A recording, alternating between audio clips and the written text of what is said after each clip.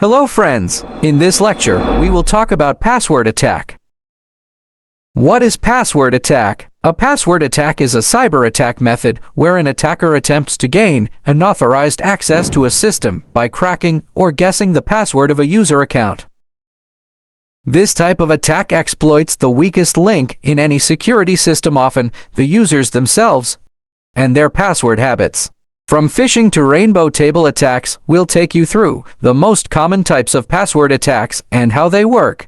As password attacks are an enduringly prominent issue, we've put together a list of the 8 most common types of password attacks that you might face so that you can help keep your employees safe online and protect your organization's data.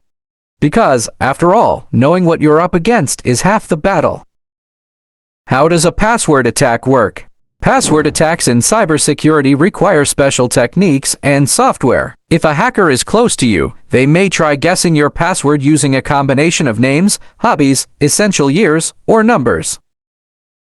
If that doesn't work, they use specialized applications that scan through a list of words many people use as passwords. Surprisingly, over 75% of the internet population set passwords consisting of the first 500 words only. With this in mind, imagine how easy it is for malicious actors to gain access to your crucial information. That's why two-factor authentication has become a necessity, adding an extra layer of security. So, in this lecture, we will discuss these attacks shortly. Number 1. Phishing attacks. A hacker will send their victim an email disguised as if from a trustworthy source. For example, a bank, network provider, or delivery service, usually asking them to perform a certain action. Let's use PayPal as an example. A hacker may send an email styled as PayPal informing their target that their account has been locked until they verify their identity by entering their credentials online. Once the user clicks on the link to the fake PayPal site and enters their credentials on this page, the hacker has their information and can log into their target's legitimate PayPal account. But it doesn't end there. If the user reused that password on several accounts, the hacker will now have access to any accounts that share that password. This takes us well to our next topic. Number 2. Credential stuffing attacks.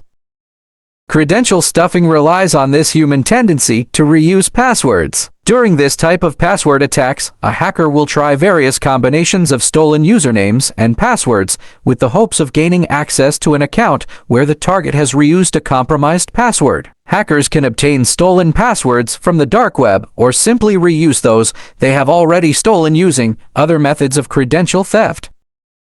Number 3. Brute force attacks. Brute force attacks are one of the most common and simple methods for hackers to obtain access to accounts, which is why they are so popular. In fact, it is believed that these types of password attacks account for 80% of cyber breaches. To carry out a brute force attack, a hacker will use a computer software to try all possible letter, number, and symbol sequences character by character until they find the perfect combination, allowing them to access a user's account. This is done in an organized way, usually beginning with the most common passwords, which is why 1, 2, 3, 4, 5, 6 and password take less than a second to crack. The program is typically automated, can consider password limits such as a minimum character limit and the inclusion of a number or symbol, and can circumvent limits on the number of attempts that can be performed before the account is locked. Number 4. Dictionary attacks. A dictionary attack uses a pre-compiled list of words, phrases, or regularly used passwords, referred to as a dictionary, to guess the password. This strategy is faster and more effective than brute force attacks, especially for weak or widely used passwords. Number 5. Password spraying attacks. Password spraying, like the dictionary attack, is a type of brute force attack that attempts to access accounts with regularly used passwords. A password spraying assault differs from other types of attacks in that it can target hundreds, if not millions, of users at once, rather than just one. Distributing login attempts among several people and organizations, rather than just one, reduces the likelihood of the hacker getting caught by account lockout policies that are triggered by repeated failed login attempts. Password spraying attacks are widespread on single sign-on and cloud-based platforms, and they can be extremely harmful. Number 6. Keylogger attacks. We can say keystroke loggers or keyloggers are especially harmful since even the most secure passwords cannot protect you from them. Imagine someone watching you over your shoulder while you put in a password. No matter how hard the password, if they see you type it, they know it. Keyloggers work by spying on their victims and recording their passwords as they enter them in, rather than cracking them. Not only do keyloggers capture passwords, but they also record everything you enter. This means that hackers don't have to guess usernames, because they've already logged them, as well as credit card information, security questions, and sensitive data like social security numbers. Keyloggers are a common type of spyware that infects the victim's device with malware. Physical hardware keyloggers do exist, but software keyloggers are much more widespread. This suggests that in order to infect a victim's device, they must first gain access to the system, typically through a phishing attack, drive-by download, or Trojan. Once keyloggers have infiltrated a system, they are nearly impossible to detect, thus prevention is the greatest defense in this scenario.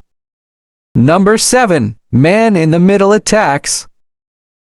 This kind of attack are essentially self-explanatory. They include interception of data in transit. A hacker will sit between two separate destinations, passing data between them. Consider this: 3 people are seated side by side, and in order for the 2 on the outside to talk back and forth, messages must be passed through the person in the center.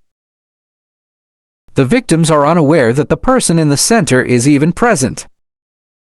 To carry out a man-in-the-middle password attack, a hacker will most likely use a proxy to hide the fact that the data is being intercepted. To use our PayPal example from earlier, the hacker may create a fake PayPal login page and attract the victim to submit their credentials. But that's not the end. The hacker then allows the user access to their fake website, while utilizing the stolen credentials to log into the victim's PayPal account on the legitimate site.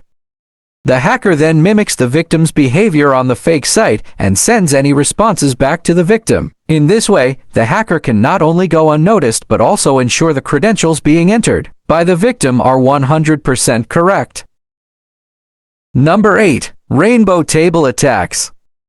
To describe how a rainbow table assault works, we must first understand hashing. Hashing is the mathematical conversion and encryption of user passwords such that they are stored in the system as cryptographic sequences of characters. From that point on, when a user inputs their password, it is automatically hashed and compared to the value stored in the system. This means that if anyone accessed this password database, they would see encrypted values rather than the actual passwords he input.